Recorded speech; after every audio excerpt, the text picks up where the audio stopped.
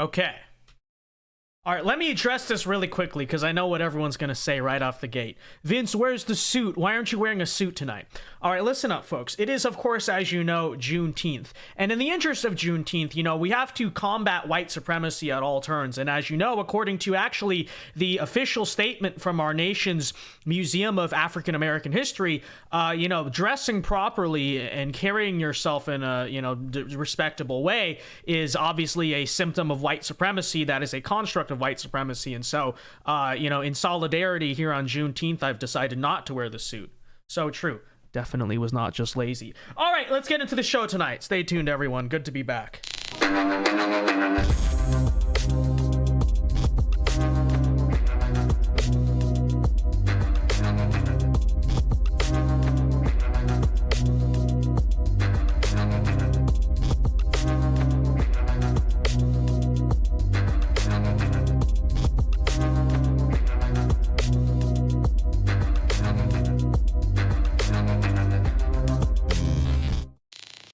And we are live tonight from the great state of Florida. Welcome everyone to the Vince Dao Show. I am your host, Vince Dao. And before we begin, everyone be sure to leave a like on the stream and subscribe if you are new to the channel. We do this show live every Monday through Friday, normally at 8 p.m. Eastern time. So if you are new to the channel, because I know the shorts have been doing pretty well recently, be sure to join us again. We live stream during these times. Got a bit to talk about tonight. It is the weekend. It is technically a 3-day weekend, quote unquote, so the news cycle is a little bit slow, but a few things I wanted to talk about. Firstly, of course, it is Juneteenth. I want to talk a little bit briefly about the scam that is actually this fake national holiday, and kind of explain to you why, even though it's been a few years and the Overton window surely has shifted and it's a national holiday, I got the day off, what can we say? I still think this holiday is silly, ridiculous. I'm gonna tell you why in our opening segment.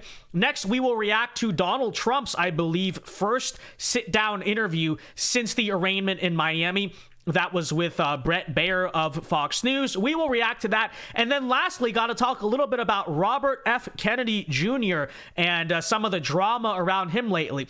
So he challenged this very prominent doctor to a debate. And then he has this clip today that liberals are going absolutely crazy over because he basically went out and said he thinks maybe it is possible that cellular signals may be linked to cancer. Okay, so because of course that, you know, that's a crazy controversial take.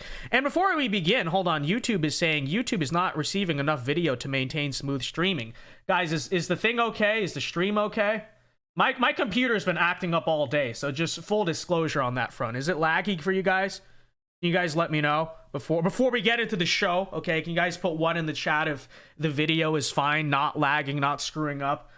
I don't know what's been going on all day. I've restarted this several times. I have no idea. Everything's just been acting up, okay? I don't know. I opened my computer on Juneteenth, and I don't know. I guess it just took the day off. Nothing wants to work today. It's like, you're not supposed to be working today, so we're going to mess with your technology. I don't know. Or maybe RFK is right. People are saying, yeah. Okay, people are saying it's fine. All right, then let's see. A little bit of lag. Looks okay to me. Hold on, let me try to figure out what's actually wrong here. It doesn't even say what's wrong. It's just OBS is literally just being stupid. I don't know. I have no idea. I will try taking off some of the stuff from these screens, but I don't know. Like I tried the unplug, plug it back in technique, the time-tested greatest way to fix technology, and of course that didn't work, and so I don't know. We're pretty lost at this point. You know, I've unplugged it, I've plugged it back in, it's still not working. What are we supposed to do? What are we supposed to do? I don't know. Let's just do the show. Hopefully it sticks together. Hopefully it's good. But let's get into the show tonight. Before we do that, however, if you have questions or comments that you want read and answered, or you just want to help us support our little independent show here, feel free to send it in via a super chat. I will check these super chats regularly throughout the night. You can also donate on Streamlabs if you do not want to give 30% of your donation to YouTube because they are absolute crooks. But yeah, super chats obviously greatly appreciated in advance. God bless you guys, and it is all greatly appreciated. But you guys are saying it is fine, so let's get into the show tonight. All right. Well, we open tonight. Before we get into our news right here, I want to address, the holiday that is today and kind of give you my take, because there's a very split opinion on this. So a lot of conservatives on the internet specifically, I think rightfully point out, hey, the kind of origin of this whole thing was stupid. What happened there? But you saw the GOP. It says the streaming status is poor. Okay, okay. Hold on, before we start tonight. If the stream is lagging very badly, everyone put 2 in the chat. Okay, that's the code word. And if I see you guys spamming 2, then I'll know something's wrong, because it keeps saying it's screwed up, but it looks fine to me. So I have no idea. I don't know, guys. Okay. All right, let's just go. Okay. So I know this is a very split opinion in the conservative movement, but I will sit here and still maintain that this whole Juneteenth thing is a completely stupid and frankly fake holiday. And don't get me wrong, I fully understand that in many ways we have lost this debate. It is a national holiday. It's not coming back. But, I still want to tell the truth. I still want to tell you what I actually believe on this front. So let's actually remember, before you sit around and say, this is the very common comment, I have no problem with Juneteenth. What's the big deal? It's just a day to celebrate emancipation. Isn't that a good thing, Vince? Well, let's first and foremost remember how this all started. Nobody had ever heard of Juneteenth before the year 2020. And don't say you did, because nobody had ever heard of it. Besides a few people in Texas, which even then, I know people in Texas who still say they never heard of it. But besides that, nobody had heard of this holiday. The whole Juneteenth thing started because the left wanted to astroturf fake moral outrage. It's saying 2. You guys are saying 2. I don't know what's happening. All right, hold on. I don't know what's even happening, guys. Hold on.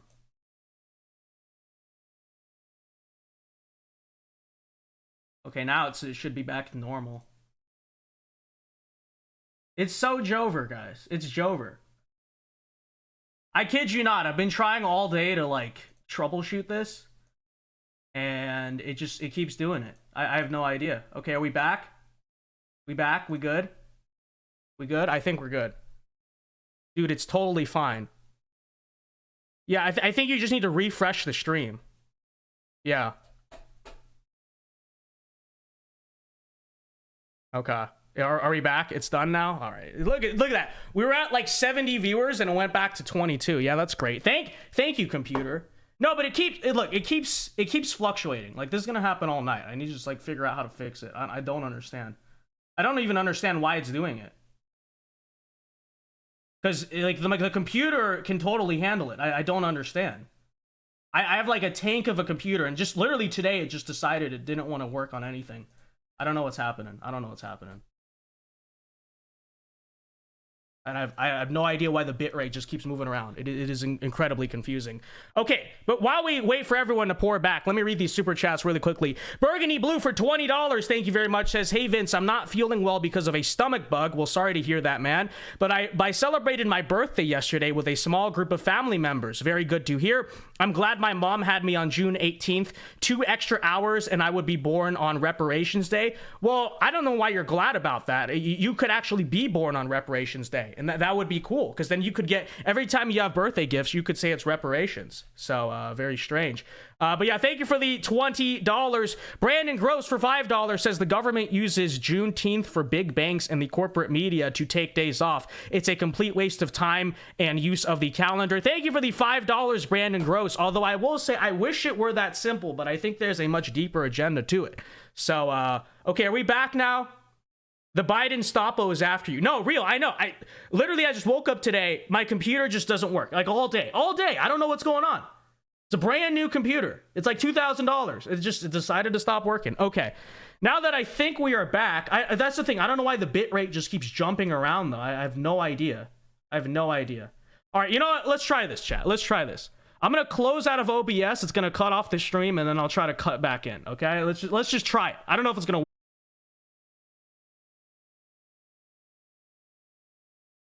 Okay, let's see if it wants to work. No, I don't know what's going on. The bitrate is still just jumping around. I don't know what's happening. This is so annoying, chat. This is incredibly annoying.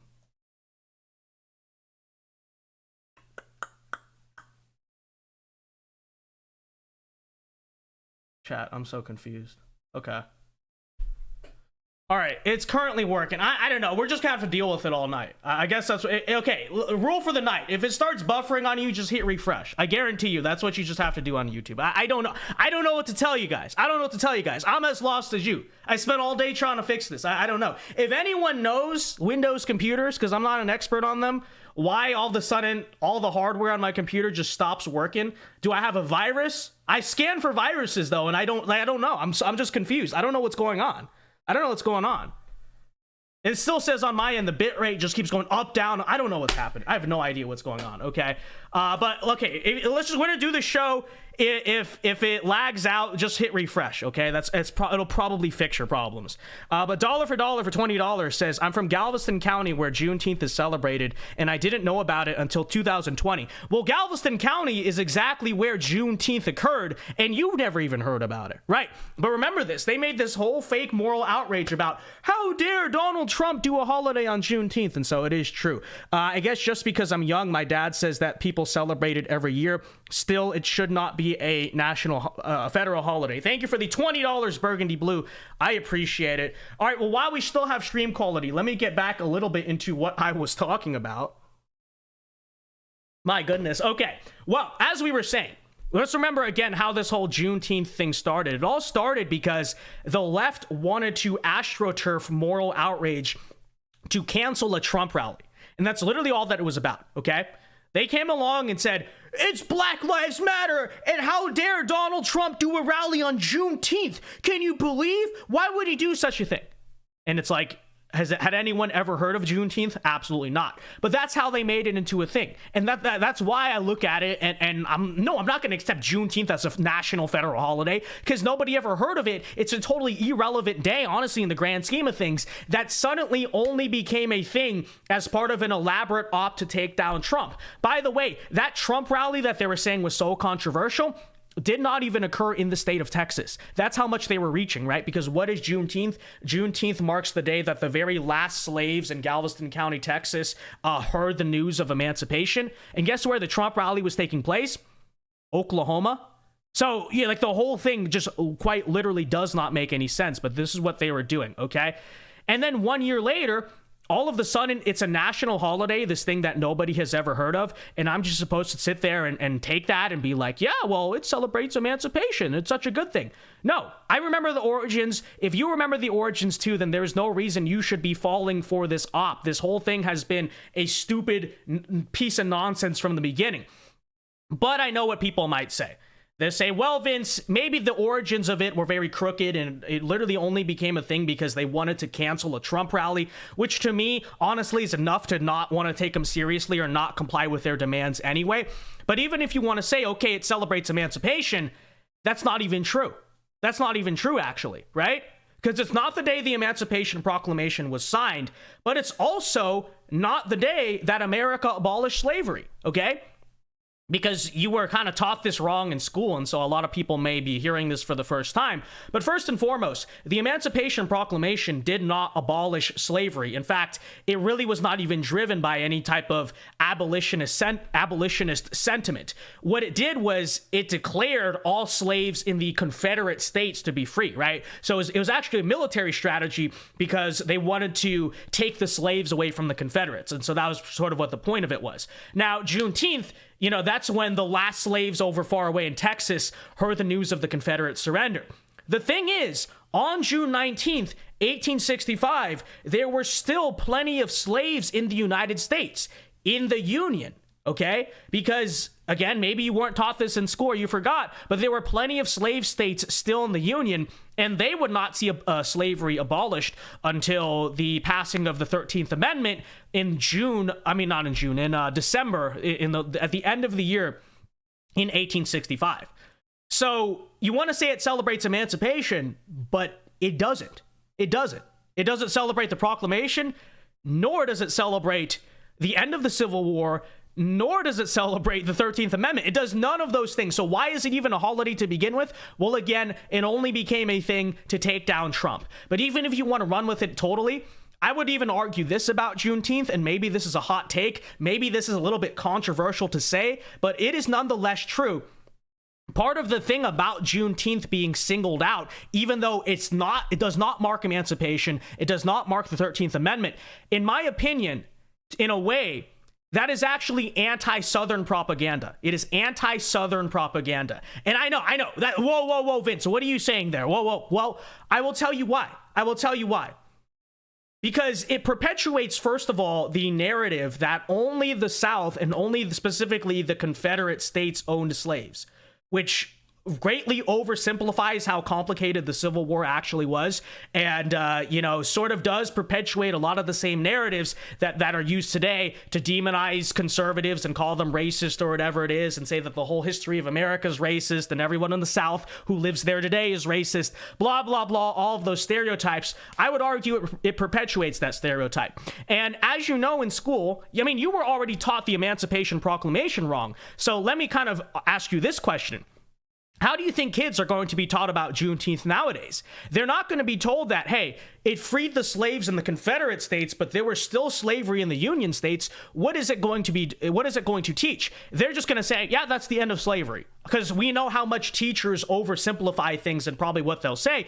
And so that's part of why I actually argue that it is sort of an anti-Southern propaganda thing. Because what is it? It again perpetuates the myth that it was only Southern states that had slaves. Why do they want to demonize the South? Because the South is where all the conservatives and Republicans live today. Do you understand that? So it singles them out. It spreads this misinformation about it. And again, millions and millions now of future American children are going to grow up believing that slavery never existed in the Union States, not true, and that slavery was abolished when the last slaves in Galveston, Texas, heard about emancipation and the end of the Civil War on June 19th, 1865, both of which are untrue. They are entirely untrue. And so that's another reason why I say Juneteenth is a stupid federal holiday, and why, kind of the point of it is going to be used to spread woke ideas, quote unquote, the liberal narrative, their agenda, and all of that.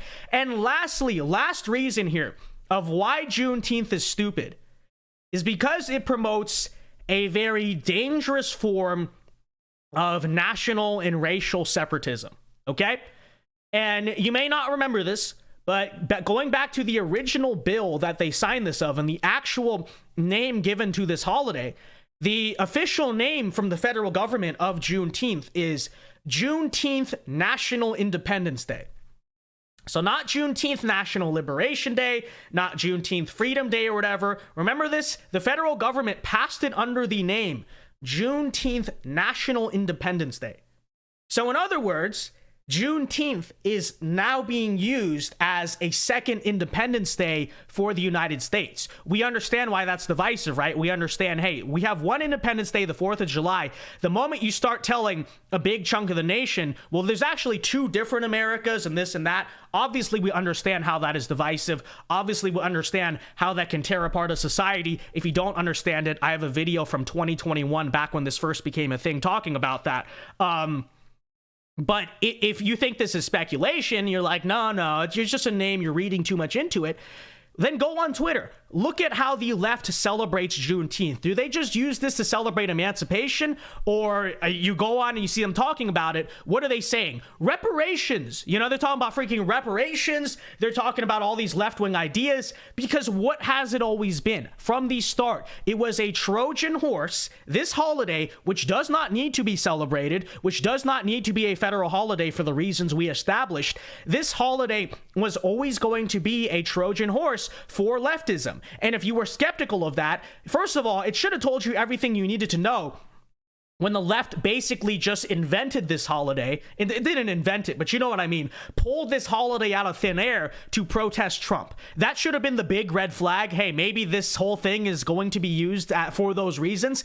But if that did not tip you off like, hey, this is what Juneteenth is going to be about, perhaps you should have seen when the name of the holiday wasn't just Juneteenth or Juneteenth Freedom Day, when the name of the holiday was a second Independence Day for the United States, and that's literally what the bill said. That should have tipped you off. Should have rang huge alarm bells. Hey, maybe, I'm pretty sure the left is just using this for separatism purposes. This is a Trojan horse to push their idea of the second America, or whatever, all their ideas, reparations and all that stuff.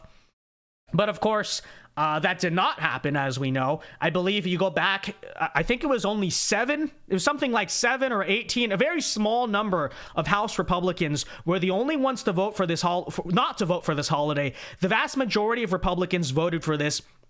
The GOP, the official GOP Twitter account, is out there celebrating this whole holiday, and we all just went along with it. We literally allowed a stupid op that all started as a thing to cancel a Trump rally. That was the only purpose, is they made this a thing because they wanted to cancel a Trump rally, and 1 year later, basically the entire Republican Party is out here saying, yeah, we love Juneteenth. And then what do we get now 2 years later? Juneteenth is being officially celebrated by the GOP on Twitter. So it's a shame. It does kind of show you how easily a lot of silly conservatives have just fallen for silly nonsense. But yeah, I mean, there are my thoughts on Juneteenth. You're free to disagree. I know a lot of people come along and say, I don't really care about it. It's not a big deal. To me, it is a big deal. More than just that, it's stupid. Obviously, it's stupid. It's silly. It never needed to be a thing. But I think it's bigger than that, genuinely. Because I look at the thing like National Independence Day, I look at sort of the element of this that, like I said, spreads a misinformation about American history and the South and all of that. And I take a look and I'm like, yeah, it's silly, it's stupid. Maybe, you know, that's definitely one angle to it. But on the other hand, I do think to a large degree, the narrative around this holiday is not just, you know, comical or a waste of time. It's actually actively malicious in that sense. And so there's sort of my take on Juneteenth. We will move on here in a second to reacting to Donald Trump's first interview since the Miami arraignment, as well as talking a little bit about RFK. But first, let me get caught up here on Super Chats. I know we got quite a few. So a friendly medic for $10 says your PC is getting cursed by Teddy, yes, okay, blank for laughing at his name. Thank you for the $10, friendly medic. I didn't even laugh at his name. I just said it was stupid, but it is true. Yeah, we're getting DDoSed by the forces. Okay, it is true. Thank you for the $10, friendly medic. Is that drama finally over, by the way? It's not even interesting drama. It's just silly. Thank you for the $10, friendly medic. I appreciate it very much. Burgundy Blue for $20 says, I have to disagree with your take on the Emancipation Proclamation. But yeah, the last slaves were freed December 6th, 1865, but liberals wanted to make it a summer holiday so people would be brainwashed into liking Juneteenth. This is true. Thank you for the $20, Burgundy Blue. And you know what else is stupid about Juneteenth? It's during the summer. So, you know, I actually have summer classes this year, so it works for me. But the vast majority of kids are already out of school. It's like, come on, libtards. You can't even give people an actual day off of school. It has to be, you know, freaking in the summer. Yeah, good job, liberals. You know, we really appreciate that. Useless. Dollar for $2 says, Vince, you need to visit Galveston. It's so true. Thank you for the $2. Yeah, I don't think I've ever been there, so real. Arnie Hernandez for $20. Thank you very much. Says, here is the big super chat as promised, comrade. Go to Latin Mass once whenever you're free time, and I'm looking forward to that drink in Arizona. Best of blessings, Chairman Dow. Keep up the good work. Thank you very much for the $20, Arnie. I appreciate it. And yeah, I will definitely be sure to hold up that bargain at some point. Appreciate it, Arnie Hernandez. Thank you for the $20. And Lionos Romans 5'8" becomes a Dalpac General member. I appreciate it. Thank you very much. Thank you very much for the support tonight, guys. Let me make sure we did not miss anything on Streamlabs, which I don't think we did, but let me just make sure. Okay, I think we are good to go. All right, thank you for these super chats, guys. We will move on here and read more of those in a second. But let's move on here very briefly. Oh, one more thing I wanted to mention. I forgot to mention this about Juneteenth. So hear me out, okay? This goes to show you actually how far some of this stuff goes. So I go to school in Florida, as you guys know. I go to the University of Florida, public taxpayer institution in Florida. Okay, so hear this out. In terms of the holidays we get off for school, we get MLK Day off, but we don't get President's Day off, okay? Now, think what you will of either holiday, but George Washington, which is really what President's Day is supposed to celebrate, George Washington is the father of the United States, okay? MLK did what? Led some marches, you know? But my school, this is a Republican state, this is DeSantis land, and I'm sure it's like this in basically every red state because no one ever questions this. We celebrate MLK Day, but we don't celebrate President's Day. Does that seem a little backwards to you? Oh, okay, well, we like, most people like MLK, which I have some things to say there, but whatever, okay, fine. But then let's move on here, okay? So my school gets Juneteenth off. We celebrate Juneteenth, but we don't celebrate Columbus Day or President's Day, okay? So Christopher Columbus discovered the American continent. George Washington obviously founded America. My public school in Florida, funded by Republican state legislatures, we don't celebrate President's Day or Columbus Day, but we celebrate Juneteenth and MLK Day. Just a thought. Am I crazy for thinking something is backwards there? Am I crazy for thinking that Republicans should think the opposite of that? Because I actually think the first two are far more important than the latter two. Just saying, just the thought. Just want to let you guys know that. I don't know if it's like that in your guys' schools. Vince gonna get canceled. Yeah, I know. Oh my gosh, you said that MLK Day is less important than President's Day. Yeah, actually it is. George Washington is the father of our country. I know you guys think MLK is the father of our country because, certain reasons there that they view him as the idol, but I don't. I view George Washington as the father of the United States. And, formally speaking, that's what he is. So, yeah, it's true. It's true. Everyone is saying base take. I love to see it. Yeah, I know I am going to get canceled. I said several things there that were wrong. I praised Christopher Columbus. How dare I?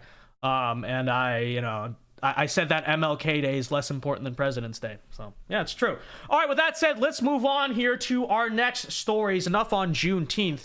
We spent about 30 minutes talking about it, mainly because my computer decided it wanted to have a stroke, okay, right in the middle of our show. But anyways, moving on here. So Donald Trump did an interview today with Fox News' Bret Baier. I believe this is his first ever interview since the arraignment in Miami. And we're going to watch this little snippet of it here. I don't know if the full thing's released yet, but I haven't seen this yet. We're just going to watch it and react to it live because why not? Here we go. Trump wrapped his first TV interview since his indictment number 2 last week. He sat down with Bret Baier for an exclusive interview. Here's a preview where Bret asks him why he had these sensitive national security documents at Mar-a-Lago. The only way NARA could ever get this back, would be please, could we have it back? And they please, asked for that. Because they have no, they did ask for it. No, and they said, I gave can you them give the documents back? And we were talking. And then they said they went to DOJ to subpoena you to get them Which back. they've never done before. Right.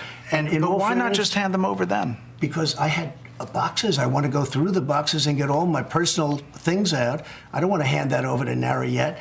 And I was very busy, as you've sort of seen. Yeah, but according to the indictment, you then tell this aide to move to other locations after telling your lawyers to say you'd fully complied with the subpoena when you hadn't. But before I send boxes over, I have to take all of my things out. These boxes were interspersed with all sorts of things. Bret Baier, Fox News chief political. So Donald Trump basically comes along and says he, was about to turn them over and he was trying to comply. But they just came along and were like, hey, we need them. And, he apparently had personal things in these boxes. I honestly, to be totally real with you, I'm not an expert on this classified document stuff. I'm not a lawyer. I have no idea. I just look at this whole thing as incredibly silly. It's stupid. It's unbelievably stupid. You look at all the great many crimes that our past presidents have committed. And, I'm supposed to care really one way or the other about, the papers were in this box when Biden had papers all over the garage and whatnot. We understand it's a witch hunt. It's silly. And it's totally irrelevant. Honestly, who cares? Do the American people genuinely care? Is a single person moved by the fact that, Donald Trump allegedly, according to the official narrative of the U.S. state, he put documents in the... It's so, this whole thing is just silly. It's a waste of time. It's ridiculous, okay? Anchor and anchor of Special Report joins us now by phone on his way back into New York after this interview. Bret, what was your takeaway from your talk with the president having just come off this second indictment? Yeah, Martha, good afternoon. I think, listen, defiant is definitely part of the answer, but he really denies flatly some of the things that are specifically laid out in the indictment. And I talk about, in further questioning after this, about the indictment and the recording of what is alleged to be his voice saying that he did not declassify these documents when he was president. Now he can't, and they're top secret and highly confidential, and then shows them to people according to the indictment. I press him on all of that. He denies it. He says that he did not have a document about Iran war plans. For a federal judge that issues this order that he can't talk to other people in the case, nor can he talk about specifics in the case, he went far down in specifics. And, as he started talking, I followed up and pressed on a number of different issues. Yeah. But this interview runs the gamut. I mean, it's more than an hour long. We're going to split it up in two pieces. And every question that you, I think, would want to ask the former president, we got to some iteration of it. So, in terms of 2024, Brett, does he seem confident that he will be the nominee and that he wants to be president again? Yes, 100%. I asked it different ways, different times. He is 100% in the mindset that he's not going to get out of this race no matter what. Yeah, I mean, and nor should he. We understand that's really what this is about. The whole point of this entire thing is they want to find a way to take him out of the race. Either scare him out of the race by throwing this legal thing in his face. I guarantee you, virtually guarantee you, behind the scenes, Biden is trying to pitch some type of thing to him saying, if you get out of the race, I will pardon you. You know what I mean? We definitely know there's a deal they're trying to make behind the scenes. And, Donald Trump, to his credit, he has no reason to take that, Imagine there's so many people who say Trump needs to just drop out for the good of the party. Why? Is that what you would do if you were Trump? That's not what I would do. Maybe that's what you would do because you're scared or whatever. But, to tell you the honest truth, all the fighting that Donald Trump has done his entire political career, from the moment he came down that escalator in 2016, that's how you want the story to end. He just drops out because he's scared of going to jail. That's a stupid way to end it, okay? And he has no reason to. Not just as a political figure, but as a man. I frankly would actually lose a lot of respect for him if he just dropped out of the race like that. I think he has a responsibility to both himself and to just the country and the movement he started to ride this out to the very end. And I absolutely support that. And they keep asking him this question: Are you going to drop out? Are you scared? Are you scared? Maybe deep down he's terrified, or maybe he knows it's just a witch hunt. I have no idea what he's thinking. But why? Why should he drop out? Give me the reason. And the DeSantis people come along and they say, well, for the good of the party, we can't have this. It's like, okay, then how about your candidate be better and win over the hearts and minds? Oh, you can't do that, right? He's not able to do that. And so you try to say, Donald Trump needs to drop out of the race because, well, if your candidate is so good, then he should be able to beat Donald Trump, right? Oh, he can't, right? So, yeah, it's just true. I don't think Donald Trump has any reason to drop out. Happens to him legally. He still calls it all a witch hunt and political. He says he's not worried about going to jail. He says he's got more things to do, and he wants to do it because he believes that he has the right mindset and ability to make America great again. And we talk, Martha, about everything around the world and his policies going forward. If he gets a second term, he's obviously super critical of President Biden in many different specific ways. And then, I press him on some of the opponents that are already hitting him from the right ideologically, like Governor DeSantis and Vice. It tells you a lot. I think the rest of it's just Brett Baer talking. So thank you, Fox News. Thank you for giving us a 30-second snippet of Trump, and that's all we have access to. We really...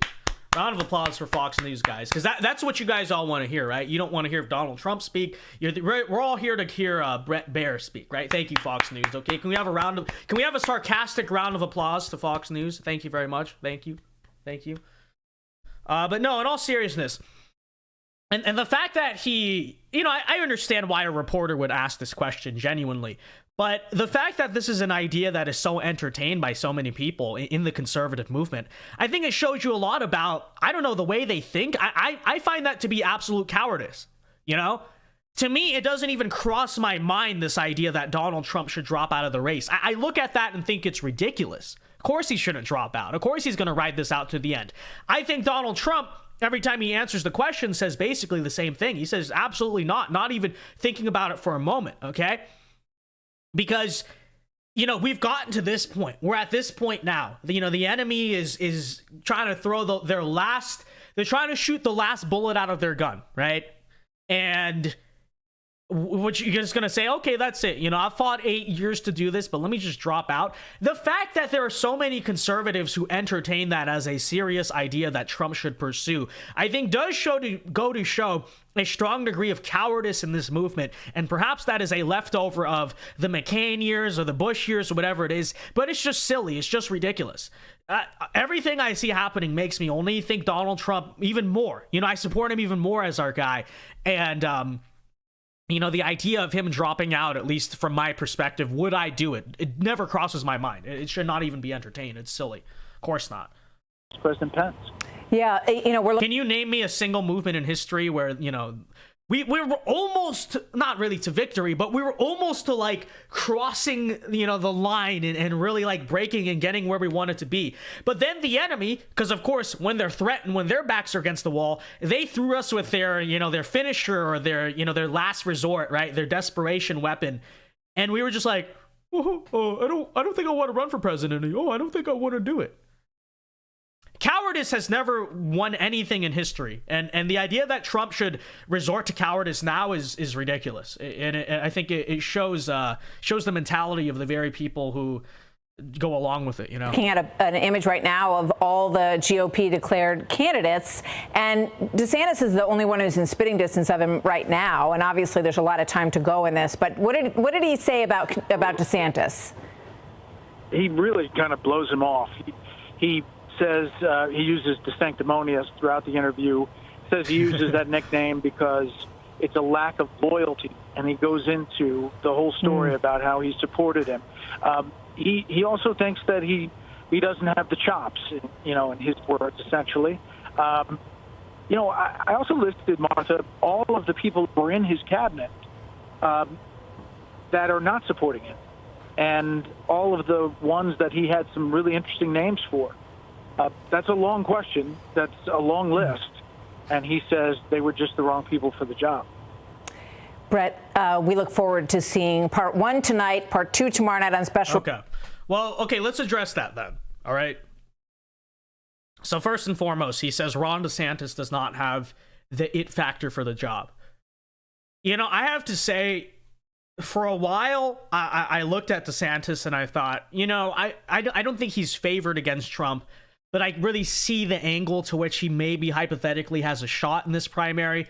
But, I look, but that was when he was campaigning for governor. And campaigning for governor is very easy. And he had to just run against, Charlie Crist, that fossil. Not exactly the hardest thing to do. And he ran a good campaign there. But I will say, I look at what DeSantis has been doing on the campaign trail, and then when you really put it side by side, and the sort of just awkward moments by DeSantis where he just tries to be relatable and it just doesn't really work, it doesn't really click. I have to say, I think I honestly agree with Trump. I think the DeSantis launch was very underwhelming, and I think DeSantis since has... You're really starting to see, because the past 4 years he's been invincible. He's been this Chad. He's been rolling through, passing really good policies, but also it was very easy to protect his image while he was in Florida, right? I think you're starting to see now the reminders of what DeSantis always has been. Because remember 2018? Remember when he was in Congress? He's never had the most charisma. He's always been this little bit of an awkward guy, not the most. And I think you're seeing that on the campaign trail. So I would probably have to agree with it there. Now, on the front of, what about the people you hired for your cabinet that are all not supporting you? Yeah, it's obviously true that Donald Trump had a lot of bad people in his cabinet the first time around, and no one denies that. However, in a slight, and I'm not excusing some of the hires, sometimes it was just baffling at times, but in total defense, honestly, on that front, I do have to say, and I know people bring this up very often. Well, Trump hired this person. Trump hired that person.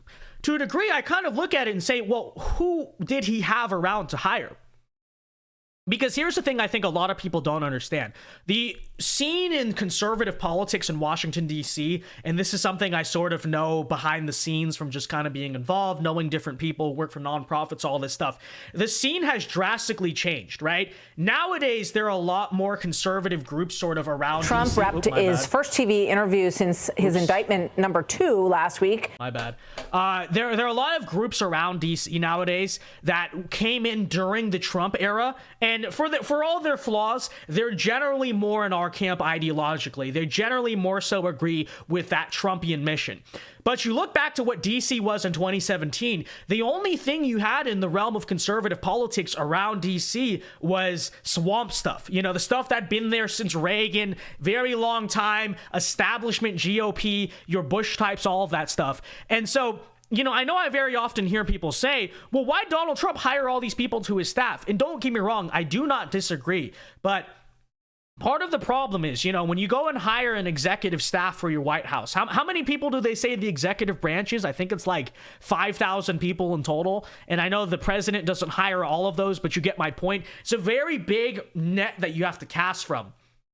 And when the entire scene in DC and sort of establishment politics for so long was, the antithesis of Trump, genuinely, I think it was very difficult for him first term to actually find a lot of the people who actually agreed with him ideologically. And I know people are going to say that's a cope. I know people are going to, oh, this or that. But genuinely, you have to understand, the Washington, D.C. of 2023 under Trump is actually the reason it all changed, is way different than back then. Nowadays, I look at some of the groups in DC, I look at some of these nonprofits. I know, for instance, there's one called American Moment. They literally are designed, their entire point was to train future staffers for a future Trump White House, right? So there are groups now, because Donald Trump was elected, in the years where he was president and since, now there are these new groups in DC that are forming, these think tanks, these policy centers and all that stuff, that are sort of, training the future generation that could potentially take over a second Trump White House. And so now I look at it in the future and I don't think there's an excuse. But that first term around, really look back to the scene. Who is he supposed to hire for some of these positions? There was not a lot, because he was kind of the guy who charged headfirst into battle. His first term was the start of that political revolution, the Donald Trump movement, but it took time to form around him.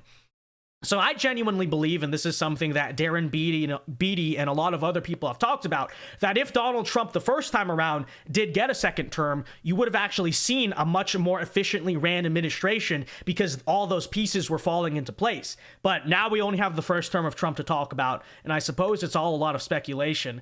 But that's what I will say on that front, because I know it comes up a lot. So yeah, there is the Donald Trump interview. I mean, we'll try to find the full thing or an extended version at some point. Thank you, Fox, for showing us like 30 seconds. Round of applause, Fox News.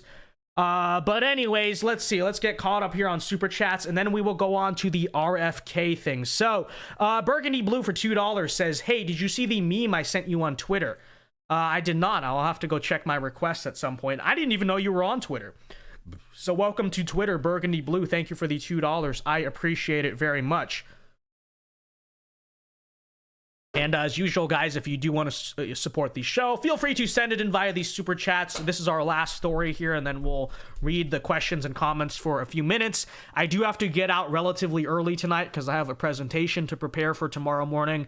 But we'll go to what, like 9, 10 maybe. So let's get very briefly in. Let's get through this RFK stuff and move on to our super chat Q&A portion. Well, so, all right. Today, we're going to talk a little bit about RFK, Robert Kennedy Jr. I know we've not talked about him a lot on this channel, but here's your chance to everyone asking me the questions. So today, I mainly want to react to this one speech he gave that this group called Republicans Against Trump is absolutely seething at and calling him insane for. We'll react and ask the question, is RFK really insane? We'll do that in a second, but really quickly, I do want to address this. So RFK has challenged this guy right here, this scientist. He's a scientist in a certain field. I'll say YouTube. He's a scientist in a certain field. You can fill in what that field is, to a debate over, you know, that one particular issue. And so you may have seen this on Twitter. They're trying to set up this Joe Rogan podcast, and the doctor is scared, blah, blah, blah, this and that. So we'll see what happens on that front. Now, I will say, I'm not even the most familiar with what went on in this situation, but let's just be honest, okay? All right? People are going to get mad at me for saying this, but it's true. Look at this doctor right here, chat. Look at him. Take a look at his face. Take a look at his outfit. What's the first thing you conclude? He's a nerd, okay? He's a nerd. He's a dork. He's a geek. And, you know, honestly, that's all I need to know. Already, to me, this character has lost the debate, which it is true, okay? Look at Anthony Fauci. Look at the freaking little man. Are you really going to take that guy seriously? Do you really think that guy has your best interest in heart? It is true. So I am looking forward to seeing if there is a debate here. Again, I know very little about the situation. I don't even know exactly how this all started. I just know I look at the scientists that RFK wants to debate, and I'm like, really? This guy right here? You know, same thing. Think about Bill Gates. Just look at him. Hi, I'm Bill Gates, and I want to probe your brain and make seed oil and make synthetic meat. Please trust me. I'm just here to save the world. No, you're not. You're Revenge of the Nerds. You're an evil sociopath trying to take your revenge on the planet. And this is very true. So best of luck to RFK in that debate, if it does end up happening. But this is the main clip I wanted to react to here. If it will even load. I don't know what's going on right now. Hold on. Nothing is working today, chat. Very sad. All right, hold on. Let's try it. Let's try and refresh this. Give me a second. See, we're just casually here trying to you know, talk about the RFK stuff, and look what happens. They're literally doing a Kennedy to us. It's so over. It's so. What's going on? It's so. Chat. Can you believe? Look at this.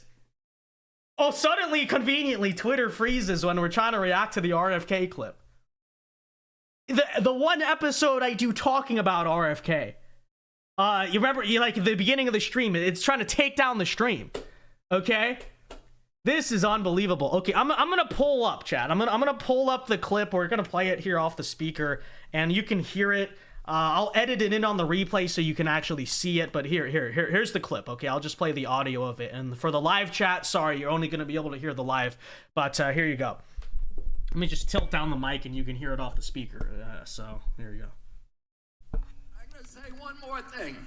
They haven't done a very good job about protecting public health, but they've done a very good job at using the quarantine to bring 5G into all of our communities. Actually, let me contextualize this clip. So the group Republicans Against Trump tweeted this out and said, what is wrong with Robert F. Kennedy Jr.? Basically trying to paint the image that he is an insane person. So listen to this clip from him and ask yourself if this individual sounds insane to you, okay? If what he's saying sounds insane. I know his voice is a little bit broken, but you know what I mean. Okay. I'm going to say one more thing.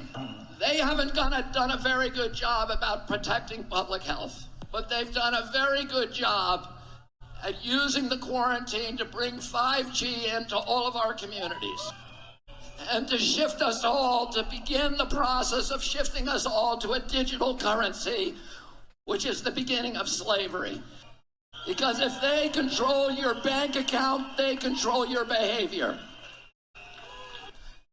And we all see these advertisements on television saying 5G is coming to your community. It's going to be a great thing for all of you. It's going to change your lives. It's going to make all of your lives so much better. And it's very convincing, I have to say. Because I look at those ads and I think, that's great. I can hardly wait till it gets here. And then, because I'm going to be able to download a video game in 6 seconds instead of 16 seconds. And is that why they're spending $5 trillion on 5G? No. The reason is for surveillance and data harvesting. It's not for you and me. It's for Bill Gates. It's for Jeffrey Zuckerberg. And it's for Bezos and all of the other billionaires. Okay. So there's the clip, ladies and gentlemen, that Republicans Against Trump tweeted out. What's wrong with Robert F. Kennedy Jr.? Isn't he such an insane person? So let's walk through the things he said in that clip and ask yourself if literally anything he said sounds crazy, okay? So first and foremost, he talks about 5G, which I know the whole 5G thing is very commonly associated with these conspiracy theorists. Of course, it's only a conspiracy theory until it becomes true, which seems to be everything. Remember when the chemicals in the water turning a certain species gay was also a conspiracy theory until it was scientifically proven to be true? Many such other things that come to mind. But I know, the very often conspiracy theory is, oh, it's being used to spread mind control. But RFK didn't even say that. So let's tune it back down more reasonably, okay? So 5G is an incredibly strong signal, okay? I'll be honest, every time I turn on my phone, the few times I've had it on 5G, it gives me a headache. I don't know if you guys feel the same thing, but it always gives me a headache.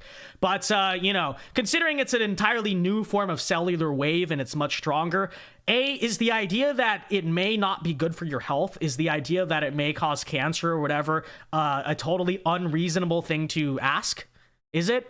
I don't think it is at all. You might say, oh, but Vince, what about LTE? What about your Wi-Fi? That gives you And to that, I say, yes, that's probably also a possibility. I strongly entertain that as well.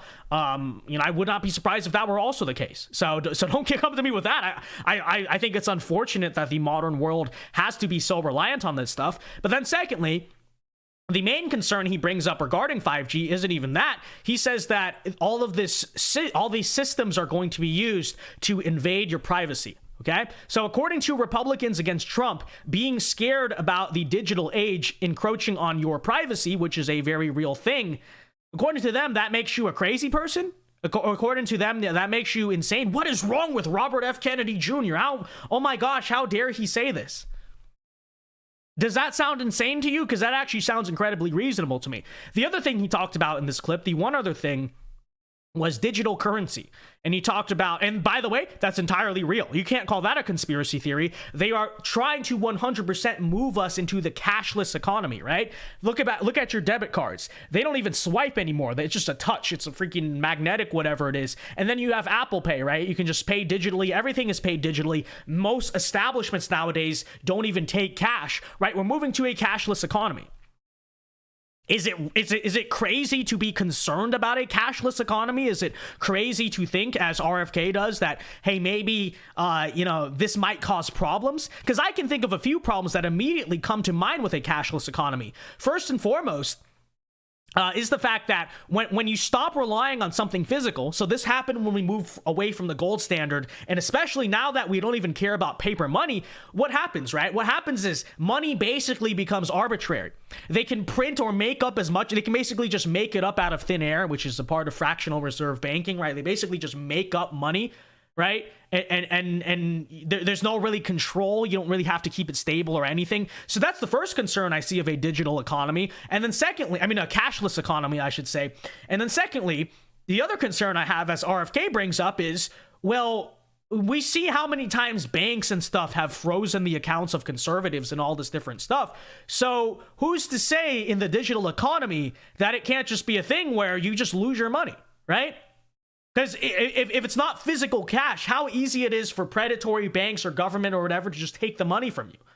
Oh, or even just take, what they very often do? They don't even take your money. They just shut down your payment processors. What happens to conservatives? Oh, you're banned from PayPal, right? You're banned from PayPal. You're banned from the credit card, banned from the bank. You see how easy it is? You see the problems there? So I listened to what RFK said, and I don't think anything there is insane. I think it's incredibly reasonable. And I know he's running as the conspiracy theorist candidate, and that's what he's labeled as. For the record, I don't think he stands a shot in the Democratic primary for that exact reason, because, I know a lot of us conservatives, us conspiracy theorists like him, but really, is he going to survive in the Democratic base? I doubt it.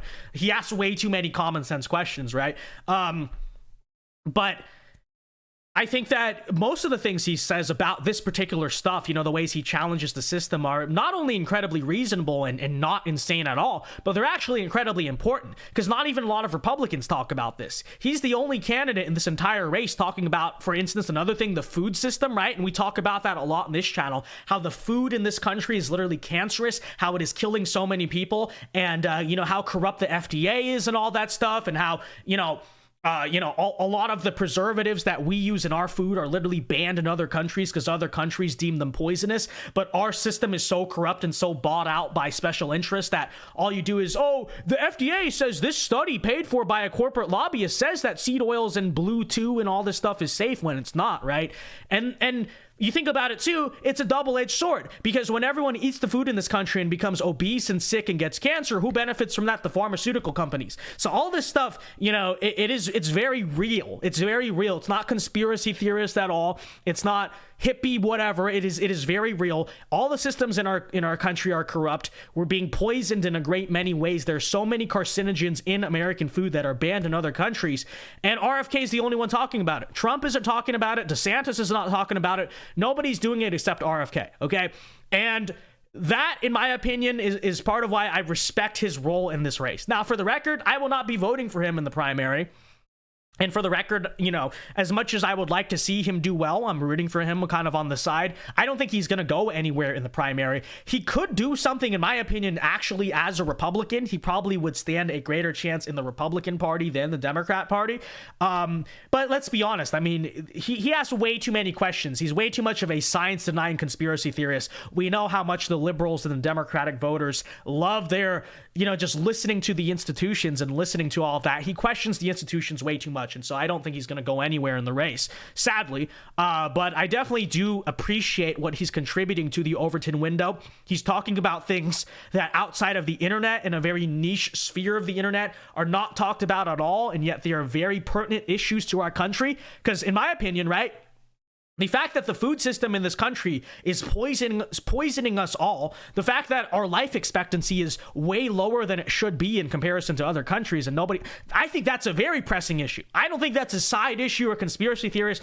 I think, microplastics, the fact that microplastics are being found in the placentas of newborn babies, because that's how much plastic we are putting in our bodies with the food and water and all that stuff. I think that is one of the most important issues facing this country, right? But when I talk about it, you're just a conspiracy theorist. Well, now that RFK is coming along talking about it, my hope ultimately is that he can drive the discussions of these things that you and I know, but most people don't know, into the mainstream. And I hope that's his contribution. And I hope if he does not change Joe Biden, which I don't think he will, I hope the carryover, because he is so popular with the conservative base, ultimately does trickle over into Trump and DeSantis and into the Republican field. And hopefully maybe they can start talking about some of the things that RFK talks about so often.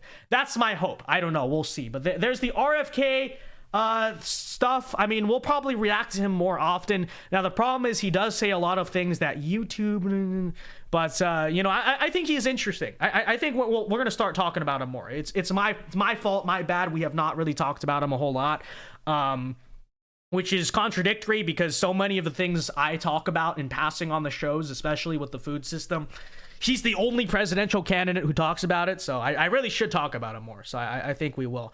But all right, folks, it is 8:59 p.m. We will go till 10 p.m. with Super Chats, and so here's our ending portion of the show. Q&A from you guys, questions, comments you want read and answered. Feel free to send it in via these Super Chats. Your Super Chats are the best way also to support the show.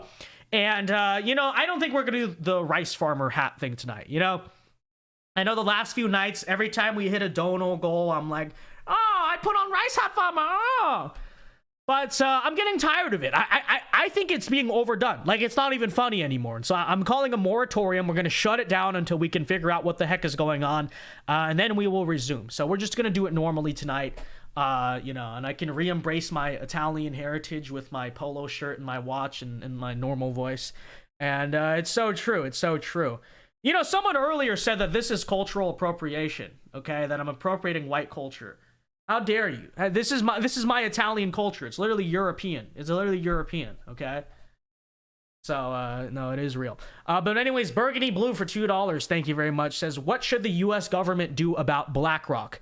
Now, if I were in power, Burgundy Blue, with BlackRock, I would just straight up, I don't know, I'd just trust bust it, abolish it, go do something, you know? I would use the full power of the state. Capitalism, Vince, I don't care. BlackRock is not capitalism. It is fundamental to the future of our country that we just smash that company. And so I would use everything. I would just destroy it. I might try to pass a bill making it illegal. But of all realistic solutions, I mean, I don't know. You got to go after them somehow. Maybe antitrust action is probably what I would say, if there's an angle there. Because that's what they do. They have a trust in the economy. Think about it. You're going and buying influential shares in all these major corporations and then using that to advance your social agenda.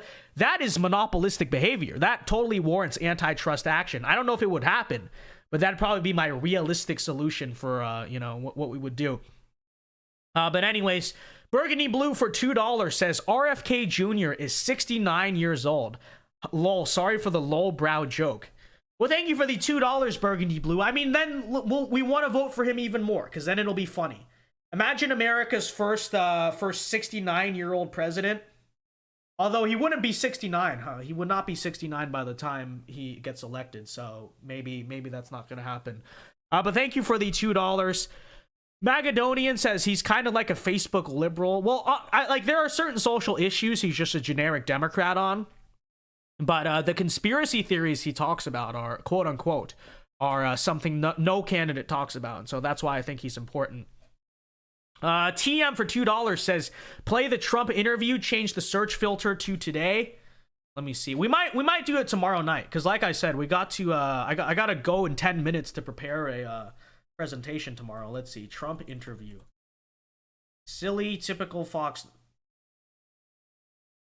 Oh, okay. I see. They just 1 hour ago they uploaded. No. He did not. There's a little more in this, but it still is not. Still not doing it. I don't know. Well, I still can't find it here. I see the clips that we reacted to. I see one more clip. I still don't see the full interview. So we'll just have to see. I mean, probably by tomorrow, I'm sure they'll post it on YouTube. So we may talk about it on tomorrow night's show. Okay, TM? Thank you for the $2. Appreciate it very much. Dollar for $2 says, thoughts on Kanye's song Gold Digger and on prenups. I think Gold Digger is a very classic Zoomer. It's not even Zoomer. It's more like millennial. But it's a very classic song. The message of it is very often true. My thoughts on prenups. So this might be a flaming hot take, and I don't even know if we have time to explain it entirely today. But so principally speaking, I'm against prenups, obviously, because I think it kind of undermines the idea of marriage, the institution of marriage. What I will say, though, is I feel like considering how broken the divorce laws are and how screwed up it is, especially for men, and the way that a woman can basically just divorce a man and take half his money because she feels like it and because she's evil. I feel like to a degree, a prenup is a smart move for men to take in the modern world.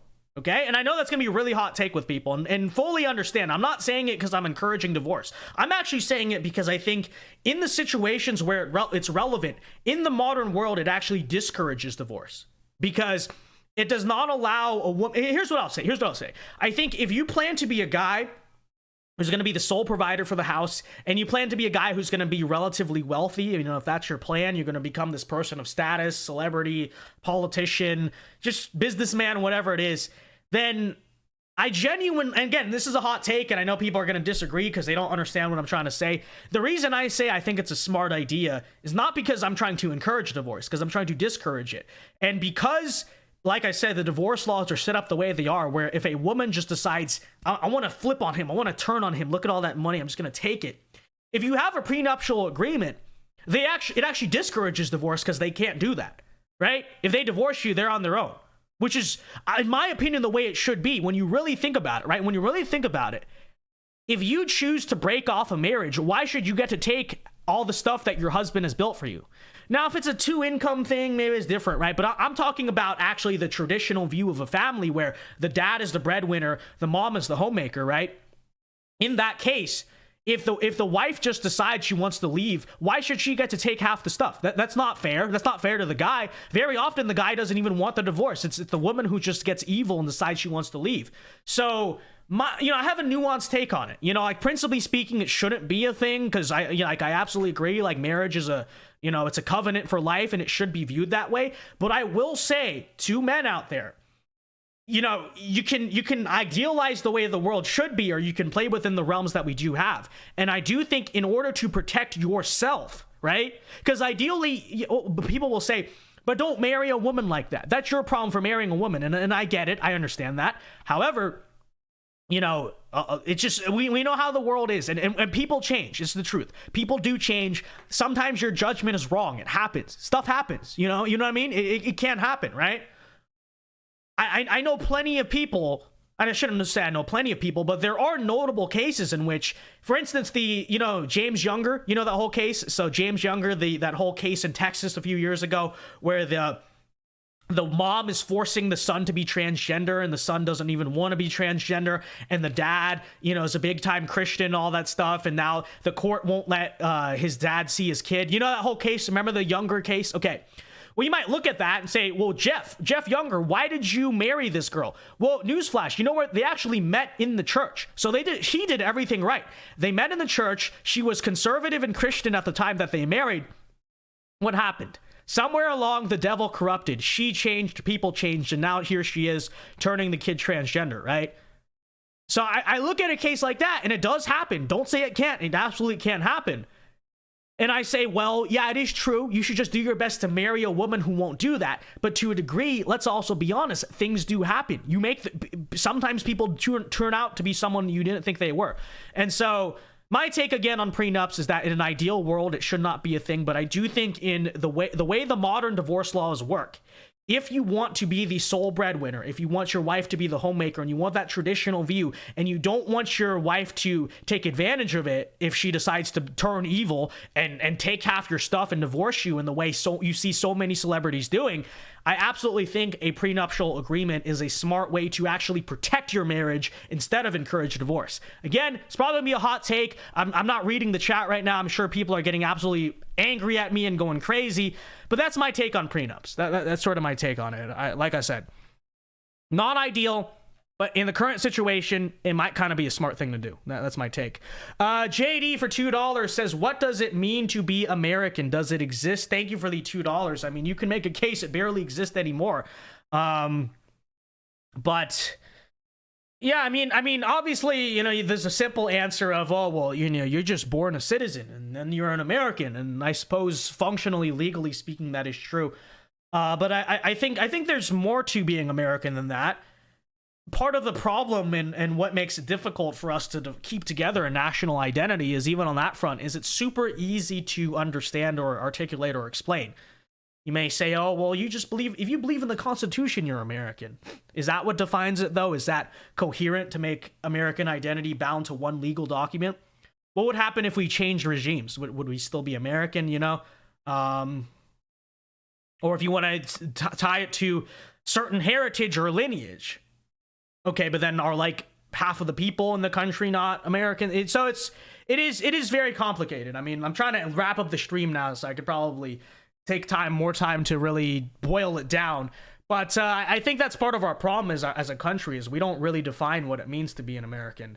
Or when we do, it is very shallow in the sense that, oh, well, the Constitution makes you American. Really? Have you ever read the Constitution? It's a pretty boring document. It just tells you how the government works. There's wisdom in the way it was crafted, but there's nothing super, anything about it. So it is true. Thank you for the $2, JD. All right, last call for super chats. Any last things you want to send them in now. I'm going to end here in the next few minutes. Burgundy Blue for $2 says, got an ad when you started talking about BlackRock. Haha, that was part of the elaborate BlackRock scheme. This is so true. Thank you for the $2, Burgundy Blue. All right, here we go. A friendly medic for $10 says, bro, the whole Feezer drama got worse. He started doxing donors and started going after Josh Moon and Kiwi Farms. There's rumors that a Kiwi farmer is currently stalking him. Thank you for the $10, friendly medic. Okay. Why does it still have to be going on? The whole thing, like, I still really can't articulate how that drama even started. Oh, someone was mad about DMs or watermarks or whatever. And it's like, even if he had a right to be mad, it's like, okay, let it go now. Okay, like, I don't know what's going on. It's done. Okay, fine. But yeah, now they're just, he's opening Pandora's box, and it's just gonna get worse. And then, you know, like, a lot of the people on that side of the internet are equally lunatics. So what are they gonna do? Like, it's an unfortunate situation.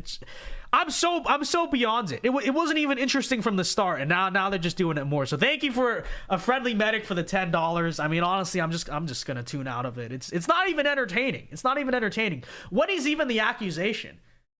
You leaked DMs, or you were saying bad things about me to other people. It's so stupid. It's so petty. It's so petty. Thank you for the $10, though, friendly medic. I appreciate it. All right, dollar for $5 says, kids stay inside and stare at the screens 24/7, and people wonder why so many of them are autistic. Thank you for the $5, dollar for dollar. It's so true. 100%. It is so true. Yep. I think the impacts of these screens, especially at a young age, more than anything, are probably the main reason why kids are antisocial, and then, you know, obviously get what's the word, diagnosed with autism. I don't know why I forgot what it means to diagnose. But Lego Gamer says, Vince, as a law student, prenups are a good idea to establish boundaries and show each other respect. It doesn't have to be about divorce. I agree, Lego Gamer. 100% agree. The reason I bring that up is because the generic conservative criticism is that we don't like prenups because they encourage divorce, or they sort of, they don't take marriage seriously. And like I said, you know, in an ideal world, I agree. In a world where the divorce laws are not the way they are, I agree. Prenups shouldn't be a thing. You're going into it. It's a holy covenant, all that stuff. But considering the way it is, I'm glad you agree. I think it's a good way to set boundaries and protect yourself. So it is true. Let's see what people thought of the prenup take, though. Let's see. TM says it is there. I don't see it. I just searched it up. I don't see it there. I'm literally on the Fox News YouTube channel. It says 6 minutes, 4 minutes. Okay? That's all that's there. I don't see it here. I'm on the live. All it says is the White House press briefing. It's not on the Fox News channel. I don't know what you're talking about.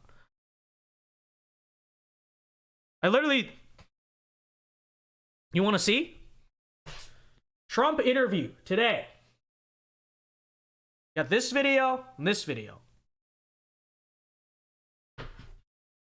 Neither of them are there. So I mean, like I said, if we can find video of it tomorrow, then we'll try to react to it. And I'm sure give it a day, it'll probably be more there. But actually, it's not there. I don't know what you're talking about. So let's see.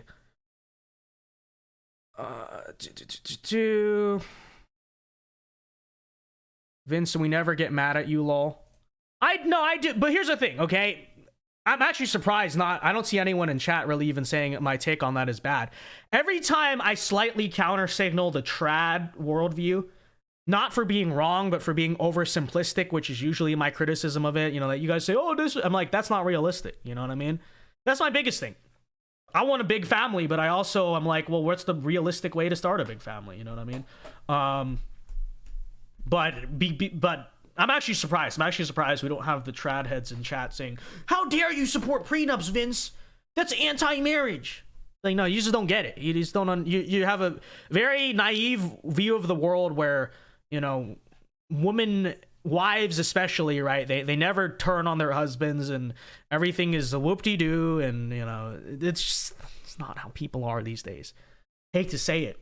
There's a bit of a moral breakdown in America, if you couldn't tell, which is why. All right, I'll say it. Since it's since people agree, then I'll say it. Yeah, I do plan to sign a prenup. I do. Not because I ever plan to get divorced, because I'm trying to avoid that. On the other hand, you know, I want to avoid a situation where my homemaker wife just says, well, I want to take half your money. Huh? You know, he's a lot richer than he was when he got married, and let me just run off with the money. It happens. And I hope I marry a girl who would never even think of that. But like I said, look at Jeff Younger. Look at him. You know, like he married a girl in the church. I think she was actually a missionary, if I'm not mistaken. That's where they met, something like that. And it can still happen. So why not just avoid that possibility? You know?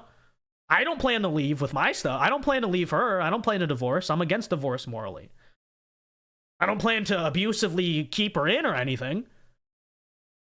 But it's just like, why would you not want to protect yourself? I think you should. I think, honestly, all men who want to live the trad lifestyle actually should have a prenup. Because that establishes, I am the provider, right? I am the provider as the man. And if you decide you don't want to be with me, you don't get to just take everything I've built to provide. I actually think that's the correct way to do it. So, you know. Exactly. They shouldn't exist, but they kind of have to exist. Exactly. Yeah, that's my take on it. All right, so this will be the last super chat here if we don't got any more. Burgundy Blue for $5 says Germans have an inbuilt need for militarism and barbarism. This is a trait passed down from generation to generation, and that's a quote from any Polish uncle. Thank you for the $5, Burgundy Blue. Is your Polish uncle said that? Is your Polish uncle said that? Not saying I endorse that take, YouTube, but you know, I understand why a Polish uncle might feel that way. I might understand that. But all right, so let's see what else we got going on in chat here. Yeah, they shouldn't exist. If your fiance isn't okay with a prenup, don't marry them. I agree with you, Dirty Mike. I totally agree with you. We should just legalize covenant marriage at the federal level and encourage both spouses to enter into it. I agree, but you know, is it gonna happen? Probably not. So, Sheeny Beanie says you missed my super chat. Where was it? Did you send it on Streamlabs? Oh, Sheeny Beanie for $2 says thoughts on Larry Elder. I like Larry Elder. I think he's good. He's obviously a legend of conservative media. You know, I've said this before. I don't take his presidential campaign super duper seriously, to tell you the truth. I mean, he's welcome on the show. He's welcome to try to win us over. But you know, I respect him. I have no problems with him. I just I don't plan to be voting for him for president, but I have no problem. I have nothing bad to say about him. So, all right, with that said, we're gonna wrap up the show tonight. Thank you to everyone who tuned in. Wish me luck on this presentation tomorrow. So stupid. It's freaking.